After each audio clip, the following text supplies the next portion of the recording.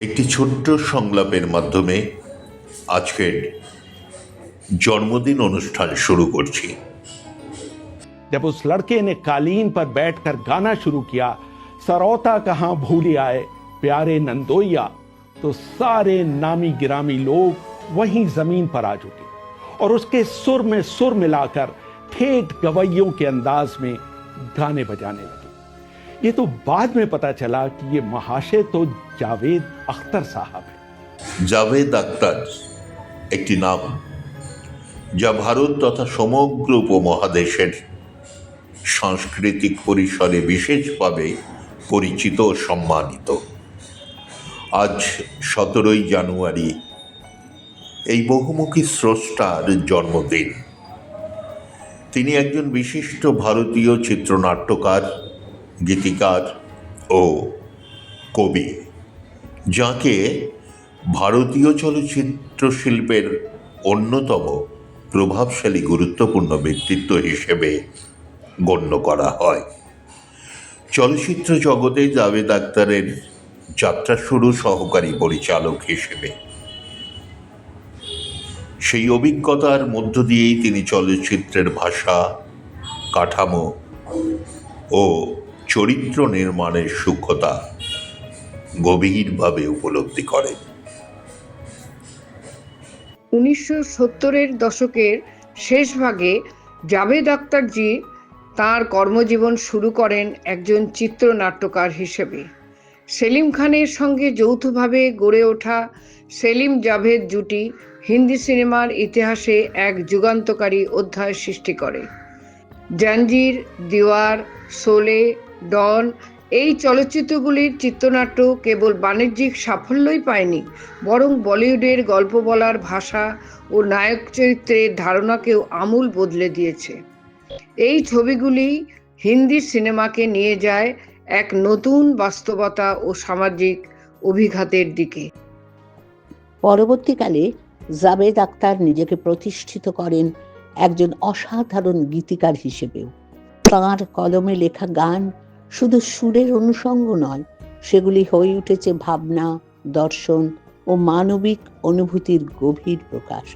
হিন্দি চলচ্চিত্র সঙ্গীতকে তিনি দিয়েছেন নতুন শব্দ ভাষা ও বুদ্ধিবৃত্তিক দৃঢ়তা। চলচ্চিত্রের বাইরেও জাভেদ আখতার একজন শক্তিশালী কবি সত্তা। তার প্রকাশিত কবিতার সংকলনগুলি পাঠক মহলে বিশেষভাবে সমাদৃত।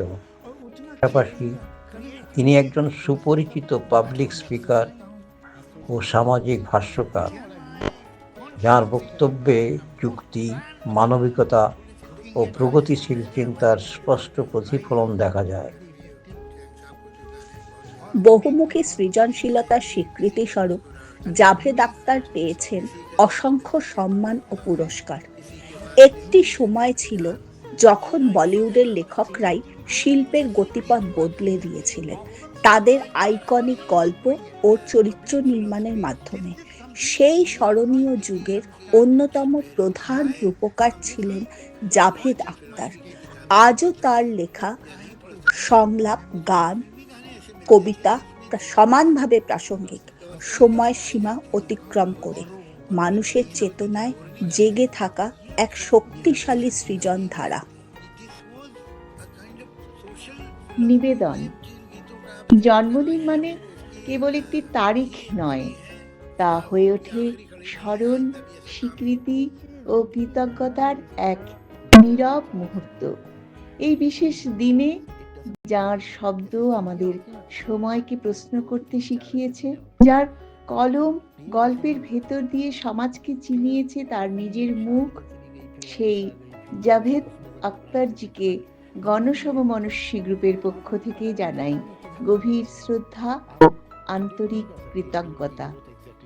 তার লেখায় আমরা পেয়েছি প্রতিবাদ ও প্রেম, সংলাপে পেয়েছি সময়ের ধ্বনি, আর কবিতায় মানুষ হয়ে থাকার সাহস। শব্দ যদি স্মৃতিতে বেঁচে থাকে, তবে স্রষ্টাও বেঁচে থাকেন মানুষের চেতনায়। এই বিশ্বাস নিয়েই আজকের এই নিবেদন গণসমমনস্বী গ্রুপের পক্ষ থেকে।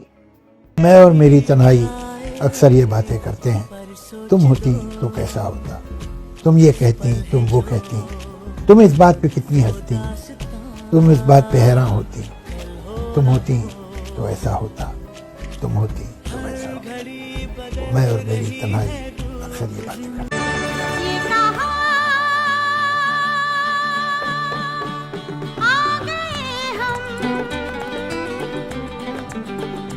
यूं ही साथ साथ चल